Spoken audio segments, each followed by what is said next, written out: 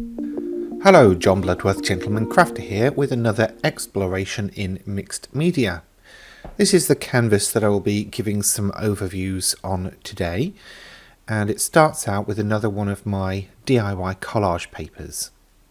I'm going to coat an entire hardboard canvas with transparent gesso, and this is going to be used to stick down the collage paper. This was printed with an inkjet printer onto paper that you would use for foundation paper piecing. So it's called foundation paper piecing paper. That's not easy to say. In any case, it's similar to rice paper. It has that sort of handmade rough texture, and it's translucent. So it's great for picking up the colours from underneath, or really for sort of maybe applying inks to before you print onto it.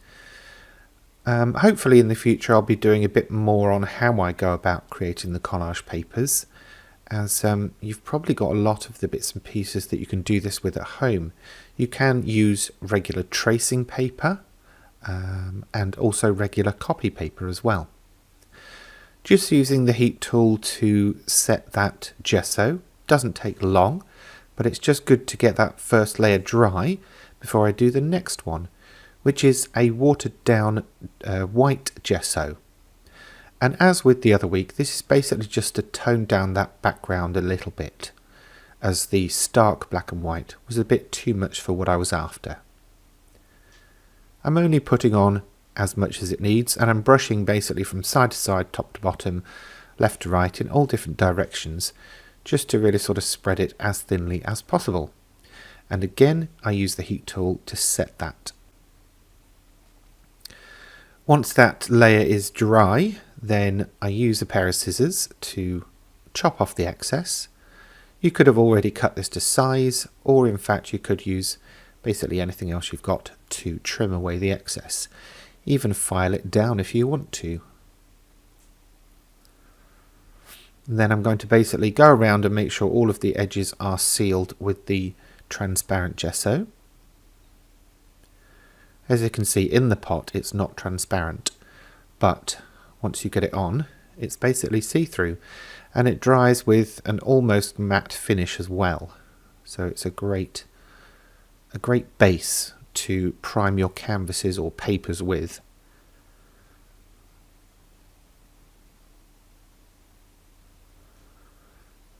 Fingers are a tool, believe it or not,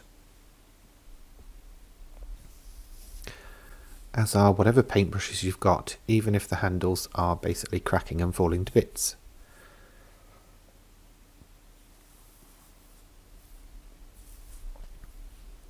Okay, hot glue gun to stick down one of the main elements here, which is a plaster cast face. And this was one of a set in a mould.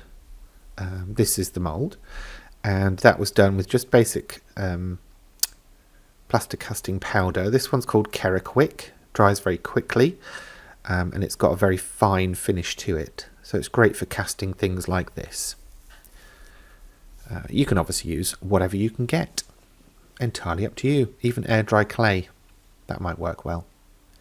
Now, toilet paper, the most underused craft tool you've got in your house. A little bit of transparent gesso to stick that down, and then coating it as well with the transparent gesso.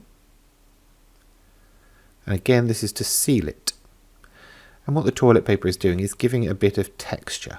It's acting like cloth almost. Now that was to form like a head wrap. Then I'm going to use another piece, which I'm going to roughly cut to size, and it's several layers of tissue paper.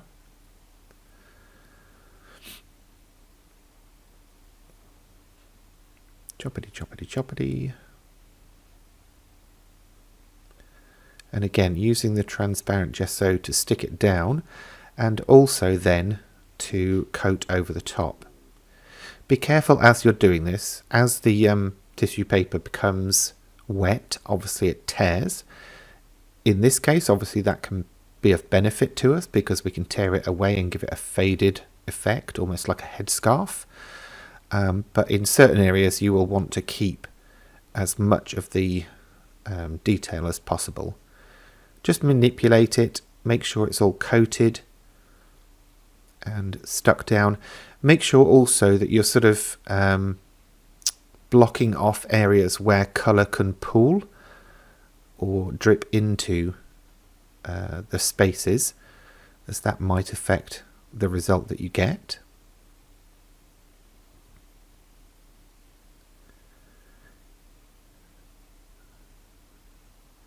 I'm using a much finer brush for this. Obviously you saw with the canvas I was using a big flat broad brush.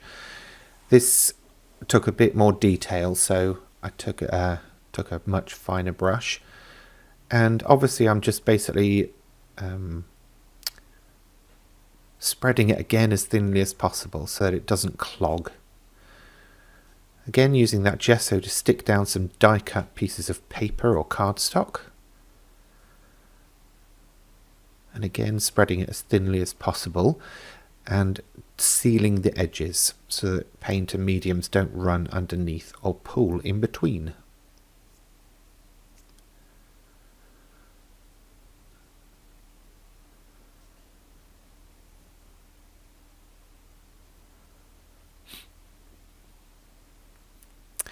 These don't have to be die cuts, they could be decoupage papers, they could be other elements from collage papers you've made, they could be punched shapes or even hand cut shapes.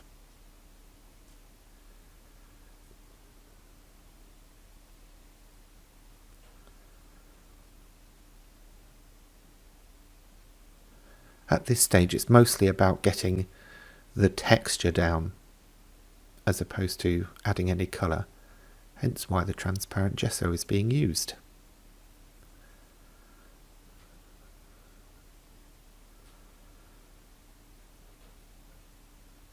Now the flowers I've already die cut and formed, and they're just from basic cardstock.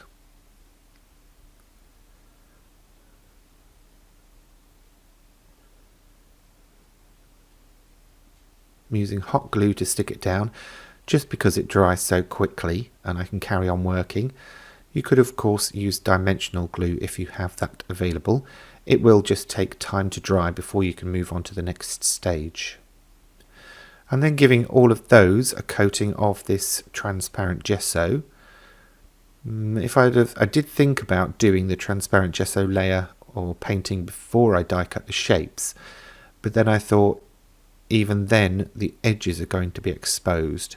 Now that could give you a different look, that's fine, but I wanted to try and seal as much as possible. Drying all of that off with the heat tool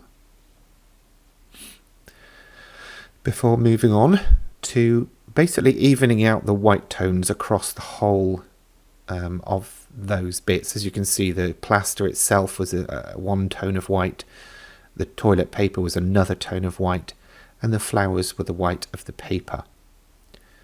I'm also dry brushing a little when I get to the end of each brush load around the design, just to give it a little bit of mystique, mysteriousness.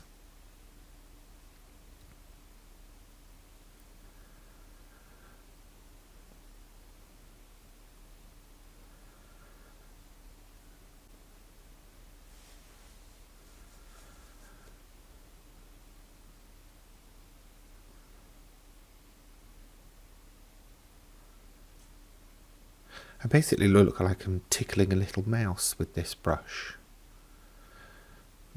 Anyway, there's a thought. If you need to, obviously move that canvas around because you're working with three-dimensional elements.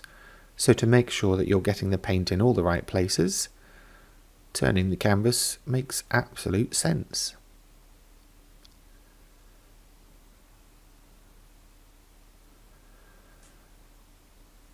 Okay. Drying that off again, making sure it's bone dry. Now the next bit, I'm doing a bit of alchemy. I'm mixing a transparent carrier with some of the Pebeo Special Effects mixed media, what do you call them? Mediums, that'll do.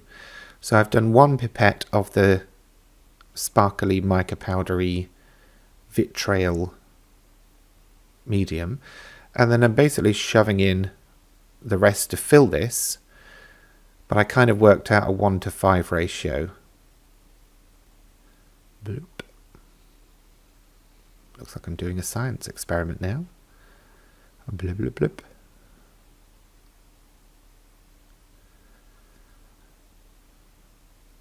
The transparent carrier does have a slight tinge to it, and that will come across later in the canvas, but it's essentially a clear version of the thing with the mica powder in. And then I'm shaking this up, and this is basically diluting that mica powder so that it will be more like a glaze, a translucent glaze, than a very solid mica filled powder. And as you can see, there is some tone to that transparent carrier, but it will act more like a stain than an opaque paint. So you can see when I spread it even thinner, it takes on the look of maybe aged porcelain or aged paper. Either way, it's fabulous.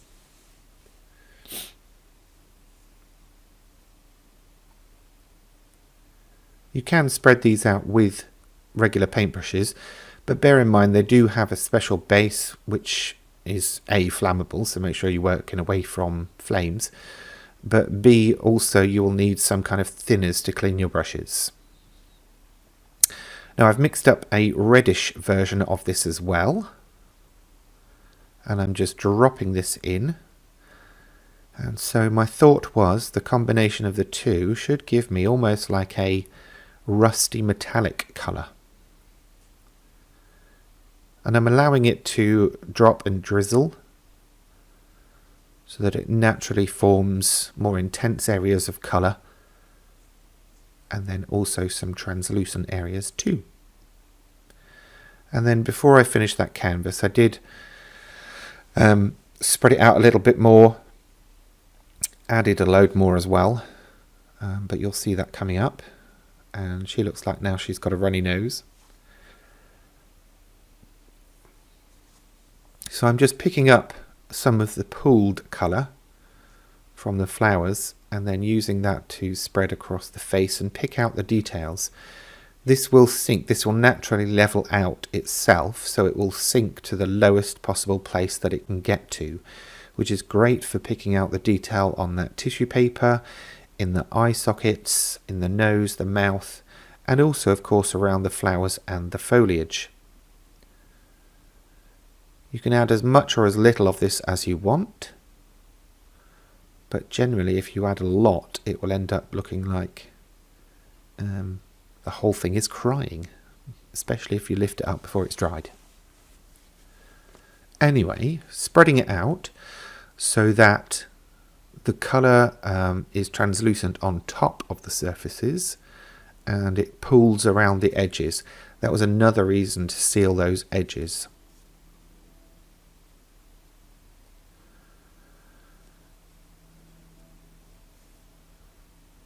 And then after I'd spread it out, adding a little bit more, just in specific areas, such as the flowers. And then I basically left it to dry, but I gave the whole canvas a coat of that clear medium.